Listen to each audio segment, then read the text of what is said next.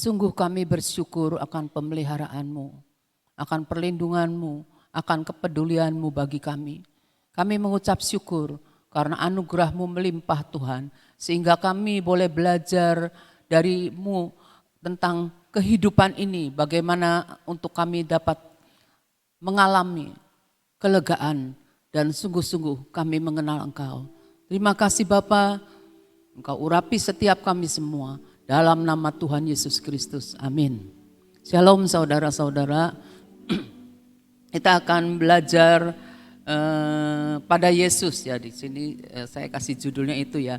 Saya share karena saya mendengar satu khotbah dan orang yang memberikan kesaksian walaupun tidak banyak gitu ya. Nah di sini kalau kita lihat di Matius 11 ayat 29 itu judulnya paragraf itu ajakan Tuhan Yesus. Ya, ajakan Tuhan Yesus itu pikulah kuk yang kupasang dan belajarlah padaku. Jadi belajar pada Yesus. Karena aku lemah lembut dan rendah hati dan jiwamu akan mendapat ketenangan. Yesus firman yang hidup ya.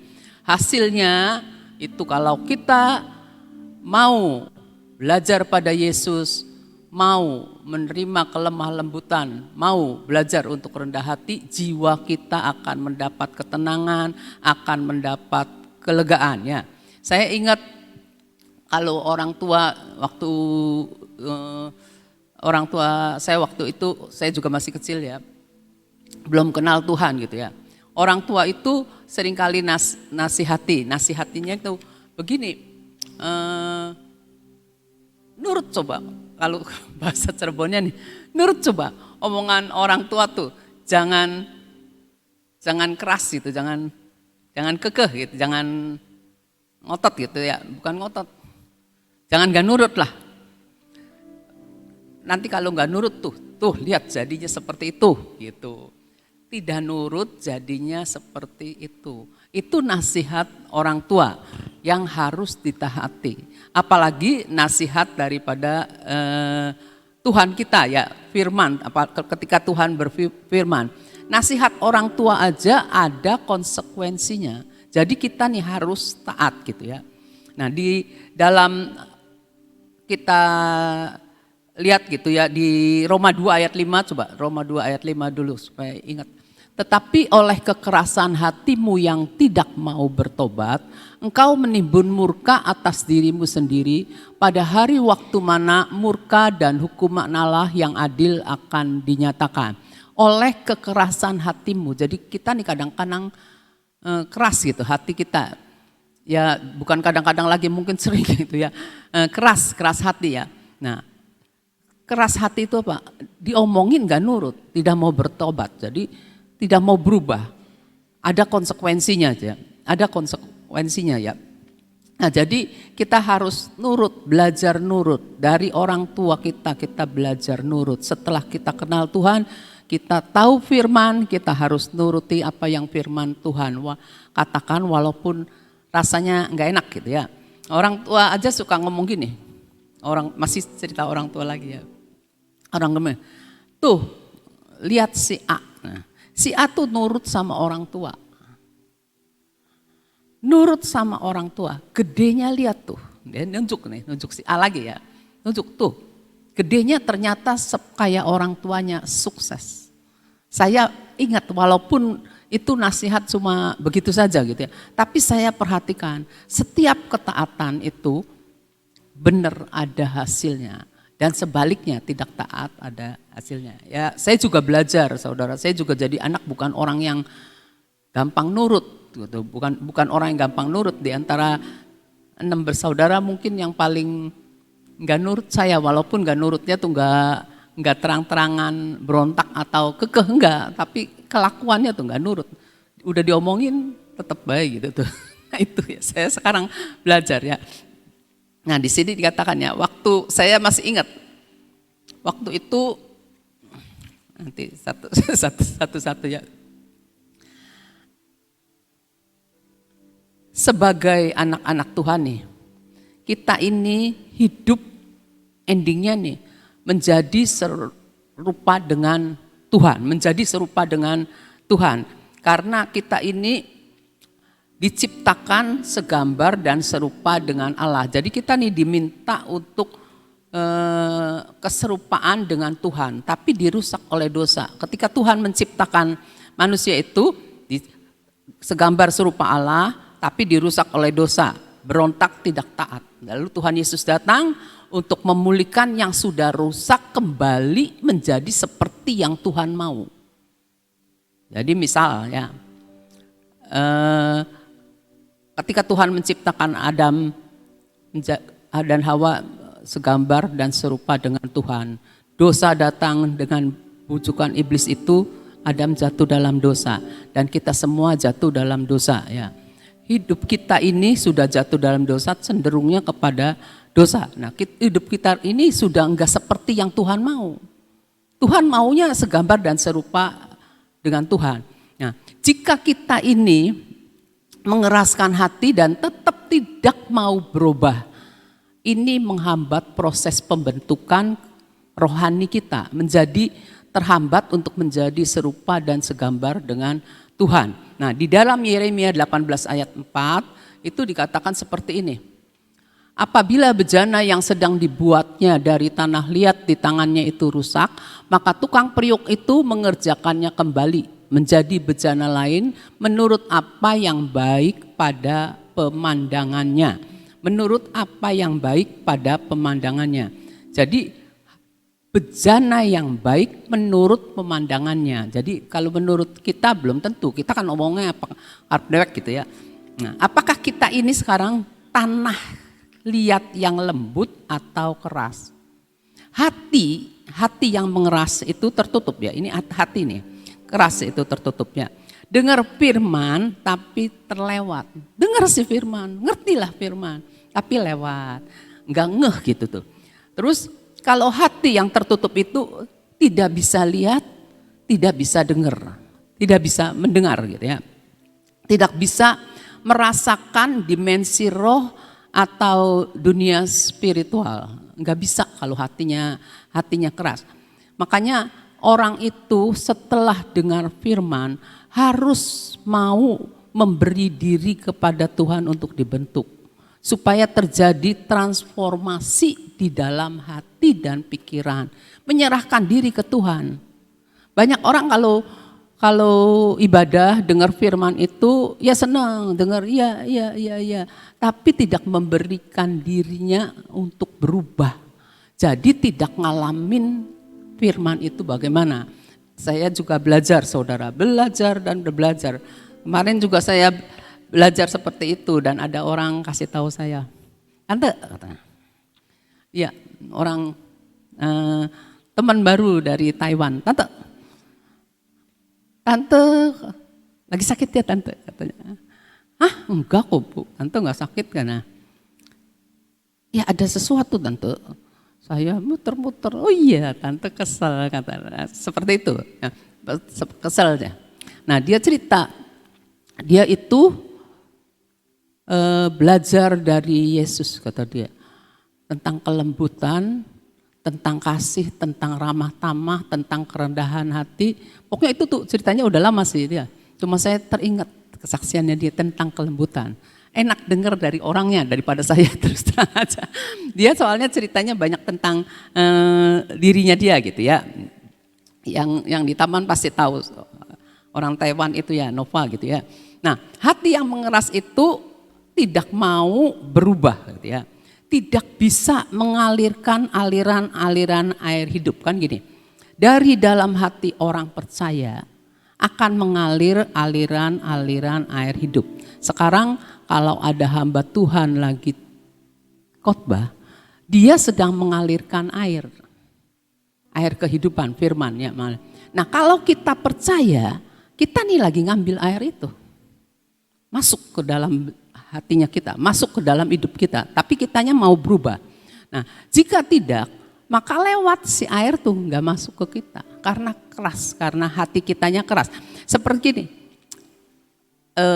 ada penyakit namanya serosis apa ya? Serosis, hati yang keras tuh, itu ya. Nah, kalau hati yang keras, enggak bisa ngalirkan air kehidupan. Nah, lama-lama juga bisa MATI, bisa itu ya. Karena hatinya itu sama sekali nggak mau terima, tidak mau berubah, itu jangan terjadi ya. Sesuatu yang hidup itu harus bisa bergerak. Tumbuh kan kalau sesuatu yang hidup. Kalau mati tidak bisa apa-apa. Nah, kalau hati kita mengeras tidak bisa ngalirkan apa-apa, tidak jadi berkat. Seperti misalnya ciptaan baru ya. Bukan misalnya ini sih, kita nih dilahirkan karena kita dengar firman. Kita ngeresponi firman. Ya. Terus kita dilahirkan baru oleh firman dan roh. Roh kudusnya bekerja. Sehingga roh itu bisa membuat manusia kita ini yang tadinya mati, putus oleh tidak terhubung oleh karena dosa Adam, itu menjadi hidup lagi gitu. Menjadi hidup lagi oleh karena ada roh Tuhan. Ya, kita nih jadi hidup kan ya. Nah sekarang roh kita yang mati yang sudah jadi hidup karena kita lahir baru itu namanya manusia rohani. Saya sering kali ngasih tahu ya. Semestinya roh dan roh bisa meresponi Tuhan. Tuhan itu roh. Kalau kita lahir baru, roh manusia kita ini setelah lahir baru punya kontak sama Tuhan. Tuhan yang adalah roh. Roh sama roh bisa nyambung. Jadi bukan pikiran ya, tapi roh ya. Roh kita nih nyambung. Jadi kita dengar firman, kita terjamah, kita meresponi, kita percaya, maka aliran-aliran air hidup itu akan mengalir dalam hidup kita ya. Nah, dulu lagi zaman PA-nya Ibu Nania, ada omongan gini, Tuhan udah ngomong sekali, enggak nurut. Ngomong sekali lagi, enggak nurut. Ngomong sekali lagi, dikasih peringatan. Kalau sekali lagi enggak nurut, akhirnya dibiarkan ya. Akhirnya dibiarkan, biarin. Tuhan seperti itu. Jadi kita benar-benar harus mau berubah. Jangan sampai akhirnya dibiarkan Tuhan. Kalau dibiarkan Tuhan tuh gimana ya? Jangan ambil rohmu daripadaku gitu ya. Jadi kita nih jangan sampai dibiarkan Tuhan gitu ya. Iman ini tidak bisa bertumbuh kuat karena hati yang keras. Karena hati yang keras tidak mau dibentuk ya. Sedangkan Tuhan ngasih ajakan bahwa kamu itu harus punya hati yang lembut. Hati yang bertumbuh dalam kelembutan. Hati yang bertumbuh dalam kelembutan. Nah, kelembutan, kalau hati kita lembut, kita bisa peka akan hadirat Tuhan. Peka akan hadirat Tuhan. Mudah merasakan hadirat Tuhan. Jadi kalau ada hamba Tuhan lagi ngomong apa, kita nih bisa merasakan gitu tuh. Oh, ini Tuhan lagi ngomong gitu ya, seperti itu. Nah, sekarang kalau Roma 2 ayat 5, balik lagi coba ke Roma 2 ayat 5. Roma 2 ayat 5. Tetapi oleh kekerasan hatimu yang tidak mau bertobat. Jadi ini menyatakan bahwa tentang kemauan ya. Mau atau tidak tergantung dari hati kita. Seperti Yesus nanya, maukah engkau sembuh? Nah, tergantung dari orang si lumpuh ya, si lumpuh itu mau atau tidak. Padahal jawabannya kan pasti harus mau kan, pasti mau dong. Orang sakit tanya maukah engkau sembuh, mau. Tapi dia ngomongnya tuh pakai alasan, tidak ada inilah, tidak ada itu. Nah itu yang sering kita lakukan kan. Kita nih sering nyebutnya ya, saya juga ngaku seringkali ngebelasar dulu pikirannya ke alasannya kita gitu tuh. Nah, padahal Tuhan cuma butuh kamu mau atau enggak. Mau enggak ngelayanin, jangan alasannya, iya itu di rumah tangga sibuk ini dan itu. Seperti itu ya, alasan aja manusia tuh banyak sekali alasannya ya. Nah, kalau kita belajar dari Tuhan Yesus ya, Tuhan Yesus di Taman Getsemani, dia berdoa bergumul. Tuhan Yesus turun sebagai manusia, punya keinginan enggak? Punya keinginan. Kita manusia punya keinginan. Nah, Tuhan Yesus itu punya keinginan. Ketika dia berdoa sama Bapa, kalau boleh cawan ini lalu, tapi kehendakmu yang jadi. Ada tapi kehendakmu yang jadi. Kalau kita rada-rada pikir-pikir kalau mau taat tuh menguntungkan nggak buat kita gitu. Nah, terus kalau kita tahu ya, kalau kita lihat gitu ya, Tuhan Yesus itu lebih mementingkan kehendak Bapa. Kita lebih mementingkan kehendak titik gitu ya. Ngerti sendirilah kehendak titik. Nah, enggak mau menurut karena enggak nurut.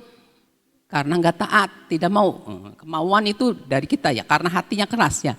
Ini merupakan penghalang bagi Tuhan untuk memakai kita. Memakai kita. Tuhan mau pakai kamu. Tapi kita nih keras hati. Enggak mau dengeran sama Tuhan, Tuhan enggak mau pakai kita. Tuhan cari orang yang mau nurut ajakan Tuhan untuk belajar dari Tuhan. Menjadi orang-orang yang lembut. Orang yang enggak berontak gitu ya. Kasih karunia kita memang terima ya. Kasih karunia kita terima. Tapi nih kasih karunianya itu tidak bekerja kalau kita ini tidak taat. Kalau kita tidak taat. Saya ingat satu hal seperti ini ilustrasi zaman dulu lagi baru-baru bertobat. Ada kuda. Ada kuda ini kan senang lari kan, hobinya kuda tuh lari, kakinya juga panjang, waduh lari kuda itu. Nah ada kuda lagi yang lainnya diambil sama manusia, dimasukkan ke dalam kandang. Jadi temennya lihat temennya kan lagi lari-lari bebas, enak sekali.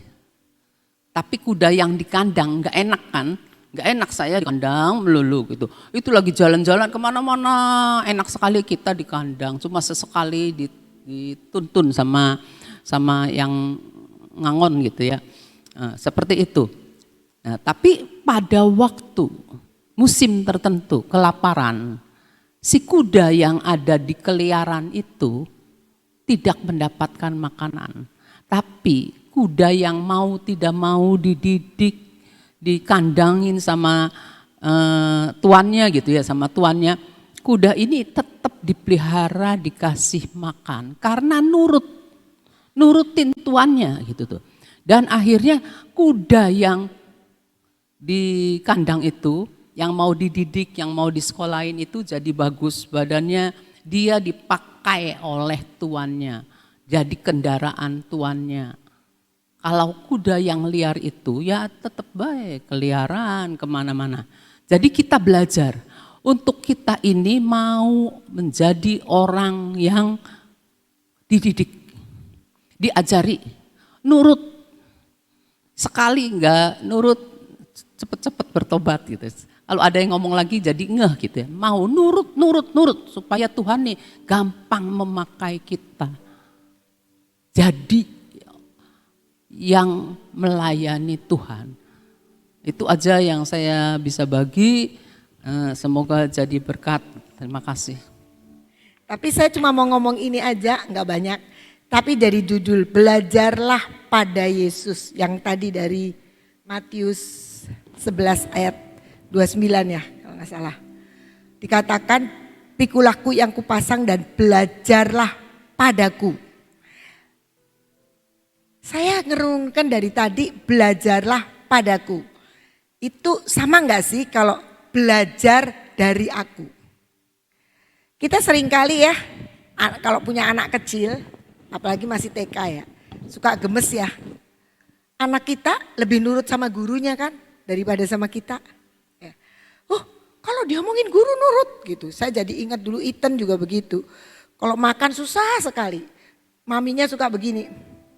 Miss Ani, pura-pura. Padahal sih enggak. Begitu dengar nama gurunya, ya makan gitu. Jadi kayaknya gurunya itu sudah jadi memedi gitu ya. Tapi enggak lah, umum begitu. Sebenarnya yang Tuhan mau juga gitu. Kalau belajar dari Yesus, kalau saya nangkepnya ya, itu kita juga perlu belajar dari Yesus karena banyak pengajaran-pengajaran yang disampaikan. Tapi untuk lemah lembut, rendah hati, supaya jiwa kita mendapat ketenangan, Tuhan mengatakan belajar padaku. Jadi kalau saya menangkap kalau belajar pada Tuhan Yesus itu belajar meneladani hidupnya. Jadi bukan sekedar yang disampaikan tetapi hidup Yesus. Karena aku ini lemah lembut. Lemah lembutnya tuh seperti Yesus lemah lembut. Seperti dia rendah hati. Jadi kita belajar dari sikap hidup yang dialami Yesus. Yang dilakukan Yesus. Yang diteladankan Yesus. Di mana kita belajar? Kita belajar dari kehidupan di Injil itu kan banyak sekali bagaimana Yesus menanggapi, dia selalu jatuh belas kasihan kalau kita yang suka gemes-gemes sama orang. Tapi kalau Yesus kan sebaliknya dia punya lemah lembut itu mudah belas kasihan, mudah mengalami walaupun secara manusia dagingnya ada ya. Seperti tadi dikatakan ketika Yesus itu jadilah kehendakmu. Sebenarnya kepengennya menjauh dari salib secara daging manusia. Tapi Yesus tahu apa yang menjadi tugas destininya untuk di dunia ini. Jadi tapi kehendakmu Tuhan yang jadi. Hati yang lemah lembut seperti Ibu Lani kemarin ngomongkan bukan lemah gemulai ya. Tapi lemah lembut itu hati yang mudah dibentuk, hati yang bisa melakukan apa yang Tuhan mau lakukan. Kita punya keinginan daging, tapi keinginan daging itu harus dilepaskan untuk memakai keinginan roh, yaitu Roh Kudus sendiri yang akan menuntun kita. Jadi kalau saya cuma melihat kalimat dari pikul kahku yang kupasang dan belajar padaku, yang Tuhan inginkan ini loh, hidupku ini seperti ini, kamu belajar dari apa yang aku lakukan. Menjadi teladan Yesus itu. Gitu. Jadi memang kita juga banyak pengajaran-pengajaran Tuhan Yesus yang kita mesti tangkap. Seperti jangan khawatir, apakah dengan kekhawatiranmu kamu bisa menambahkan sehasta dalam hidupmu. Itu pengajaran-pengajaran dari Yesus. Tetapi belajar padaku kata Tuhan Yesus itu belajar dari semua kehidupan Yesus. Bahwa intinya Yesus itu adalah lemah lembut dan rendah hati. Dari situ kita belajar dari kehidupan Yesus. Itu yang saya tangkap. Gak tahu deh itu mengulas atau tidak saya gak ngerti. Tapi itu yang saya tangkap tadi dari kalimat belajar padaku.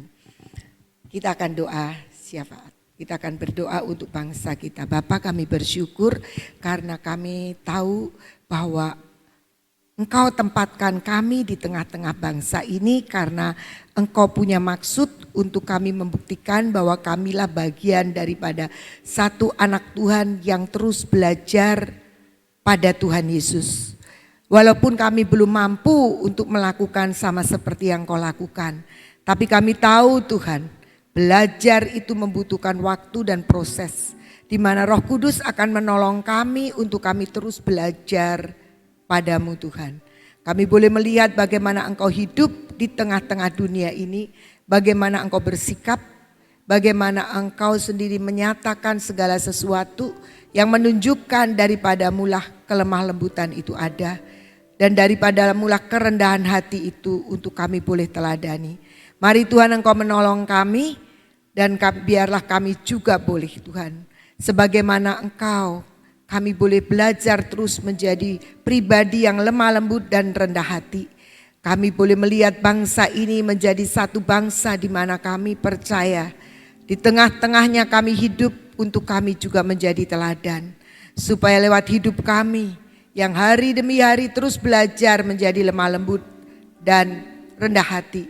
Kami boleh menggarami dan menjadi terang di tengah-tengah bangsa kami.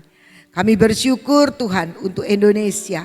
Yang hari demi hari ada selalu di dalam hatimu, ada di dalam pikiranmu, ada di dalam rencanamu.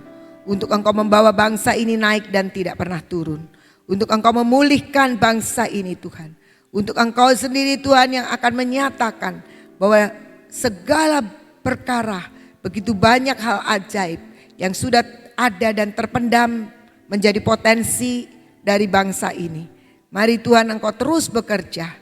Lewat pemimpin-pemimpin bangsa yang sudah Engkau tunjuk dan Engkau pilih. Biarlah mereka Tuhan boleh mengerjakan semua yang Engkau mau dan membawa pemulihan bagi bangsa ini. Kami percaya Tuhan, tangan Tuhan tidak pernah undur dari Indonesia. Dan Engkau akan membuat Indonesia ini menjadi negara yang maju. Menjadi negara yang diberkati. Dan menjadi negara yang memberkati akan dunia. Terima kasih Bapak, kami bersyukur. Engkau sendiri yang memberikan terus hikmat kepada Bapak Presiden Jokowi sebagai pemimpin tertinggi Dan Engkau juga Tuhan yang akan menolong akan orang-orang yang ada di sekitarnya. Dari Kabinet Indonesia Maju dan juga semua wakil-wakil rakyat. Engkau yang tolong Tuhan untuk mengemas akan segala sesuatu yang direncanakan seperti yang Engkau mau. Dan menyingkirkan setiap orang-orang yang ingin merusak akan bangsa ini. Tapi akan menumbuhkan orang-orang yang mencintai tanah air Indonesia. Mencintai NKRI untuk disatukan, membangun akan bangsa ini menjadi seperti yang Engkau mau. Terima kasih Bapa, kami bersyukur karena kami boleh menjadi warga negara Indonesia. Satu bangsa yang besar, satu bangsa yang diberkati. Satu bangsa di mana kami tahu ada rencana-Mu di akhir daripada akhir zaman ini. Untuk bangsa ini. Mari terus Tuhan Engkau sendiri jadikan kami warga negara Indonesia yang bertanggung jawab, yang mentaati akan setiap kehendak-Mu dan selalu belajar pada-Mu Tuhan. Terima kasih Bapa, kami berdoa pagi ini untuk hamba-Mu Ibu Nani yang tidak bersama-sama dengan kami. Kami percaya Tuhan apa yang sedang dilakukan untuk kontrol dari pasca operasi semuanya akan dibuktikan bahwa tangan Tuhan sendiri yang menyempurnakan semua Tuhan. Terima kasih Bapa dan kami bersyukur karena kami punya Tuhan Allah yang hebat. Bapa yang setia, yang senantiasa menunjukkan kasih setianya kepada setiap kami. Dan kami mau terus berharap berjalan bersama dengan Engkau. Terima kasih Tuhan, pagi ini kami mau terima pengurapan yang berasal daripada-Mu. Karena kami tahu Bapa, dengan minyak ini Tuhan, Engkau sendiri Tuhan akan nyatakan kuasa-Mu. Kau akan mengalirkan kekuatan urapan-Mu Tuhan. Dan kami percaya Bapa bahwa Engkau sendiri yang mengurapi kami dari ujung kepala sampai telapak kaki. Dan Engkau sendiri yang menyelimuti kami dengan 10 perlindungan. Dan kami percaya mata kami terus dipertajam untuk melihat akan Engkau dan kehidupan-Mu. Dan meneladaninya Tuhan. Kami percaya juga telinga kami diurapi dengan urapan kuasa-Mu. Sehingga apa yang kami dengar, semua yang berasal daripada-Mu. Kami tepiskan apa yang bukan daripada-Mu Tuhan. Dan kami sanggup memilah yang seturut dengan kehendak-Mu. Dengan mulut bibir yang senantiasa menyatakan kehendak-Mu Tuhan. Sehingga setiap ucapan mulut bibir kami selalu membangun, memberkati, menghibur, menguatkan. Dan semua hal yang berasal daripada-Mu akan diberitakan lewat mulut bibir kami. Kami percaya Tuhan hati ini hati yang penuh dengan perkara-perkara yang dari dunia. Tetapi oleh kuasa urapan-Mu Tuhan ditahirkan hati kami. Sehingga keluar dari hati kami semua yang mendatangkan kehidupan. Setiap keraguan, tegar tengkuk, kekerasan hati biarlah tidak akan pernah ada dalam hidup kami. Semuanya Tuhan pergi oleh kuasa urapan-Mu. Dan tidak akan pernah ada kekerasan hati lagi yang ada di dalam kami. Kami percaya hari ini hari di mana kami berkesempatan untuk bekerja.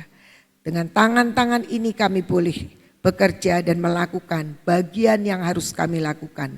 Dan Engkau sendiri akan melakukan seperti yang Engkau mau dan bagian-Mu untuk dilakukan. Dan kami percaya kaki kami pun diurapi Tuhan. Sehingga perjalanan kami adalah perjalanan bersama dengan Engkau. Kami terus meniti jalan-jalan yang sudah Engkau bukakan buat kami. Terima kasih Tuhan, kami mengucap syukur untuk pagi hari ini. Kami bersyukur untuk hari yang sudah Engkau jadikan buat kami. Perjalanan kami sampai malam nanti kami tahu sudah ada di dalam selubung-Mu, dalam kehidupan-Mu, dalam kehendak-Mu. Seluruh kehendak-Mu Kau paksakan dalam hidup kami. Di dalam nama Tuhan Yesus kami terima berkat dari Bapa di surga, kasih dari Tuhan Yesus Kristus dan persekutuan dengan Roh Kudus. Haleluya. Yang sepakat dengan saya katakan amin. Tuhan Yesus memberkati.